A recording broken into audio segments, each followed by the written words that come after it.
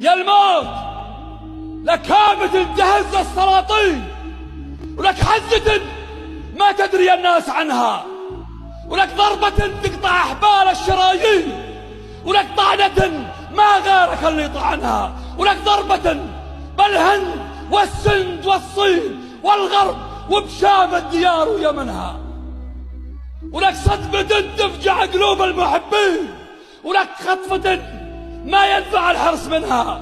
هذا انت، بس المشكلة عنك لاهين، نركض ورا دنيا رخيص ثمنها.